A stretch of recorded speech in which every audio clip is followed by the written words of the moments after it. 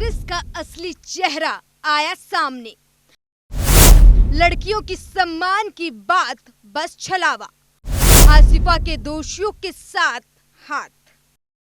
जो नारा देते हैं लड़की हूँ लड़ सकती हूँ, वही दुष्कर्म के आरोपियों का साथ देने वाले के साथ हो जाते हैं। नफरत के बाजार में मोहब्बत की दुकान बस एक छलावा है।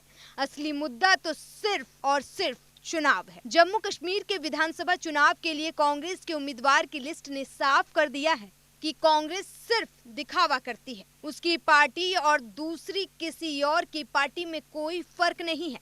कांग्रेस ने सोमवार को जम्मू कश्मीर विधानसभा चुनाव के लिए 19 और कैंडिडेट्स के नामों का ऐलान किया। इस लिस्ट में एक बेहद ही चौंकाने वाला नाम भी था। कांग्रेस ने जम्मू कश्मीर के पूर्व सांसद और मंत्री लाल सिंह को बसोहली विधानसभा सीट से मैदान में उतारा, जिसके बाद से कांग्रेस का समर्थन करने वाले भी अब सोशल मीडिया पर उनसे सवाल पूछ रहे हैं।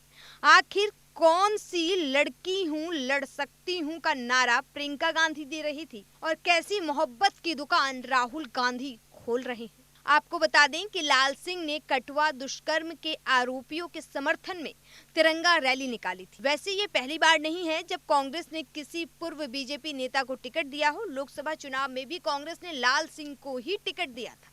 जम्मू कश्मीर के कठुआ में 8 साल की मुस्लिम बच्ची के साथ 2018 में सामूहिक दुष्कर्म और फिर उसके बाद हत्या कर दी गई थी, जिसके बाद हर किसी की रोंगटे खड़ी हो गई थी। ये घटना ऐसी थी कि जिसने भी सुना उसकी रूह कांप। ये घटना सामने आने के बाद जम्मू कश्मीर समेत पूरे देश में आक्रोश उठा। हर कोई बच्ची के लिए इंसाफ की मांग करने लगा। आम आदमी से लेकर बॉलीवुड सुपरस्टार तक हर कोई लड़की को न्याय दिलाने के लिए आगे आया था। स्थानीय लोगों ने इस मामले में जिन लोगों के नाम लिए थे उनके समर्थकों में तिरंगा मार्च निकाला था, जिसकी अगुवाई तत्कालीन वन मंत्री और बीजेपी नेता लाल सिंह ने की थी। इतना ही नहीं, आरोपियों के पक्ष में सिर्फ तिरंगा यात्रा ही नहीं बल्कि दरिंदों के पक्ष में बयान तक दिया था, जिसके बाद पूरे देश में बवाल हो गया था। भारी बवाल के बाद मंत्री को इस्तीफा देना पड़ा था।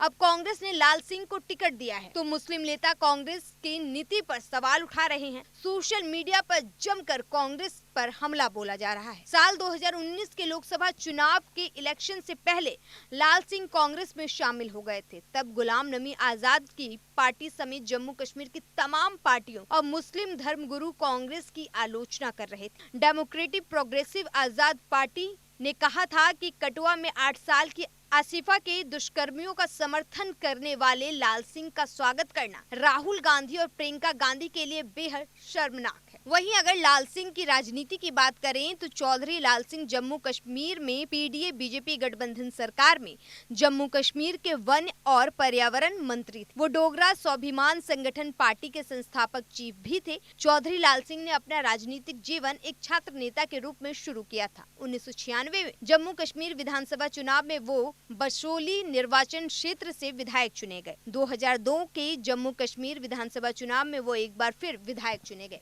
कांग्रेस पीडीए गठबंधन सरकार में वो स्वास्थ्य एवं चिकित्सक शिक्षा मंत्री के रूप में राज्य मंत्रिमंडल में शामिल। इसके बाद 2004 में 14वीं लोकसभा में वो उधमपुर निर्वाचन क्षेत्र से सांसद चुने जाते हैं।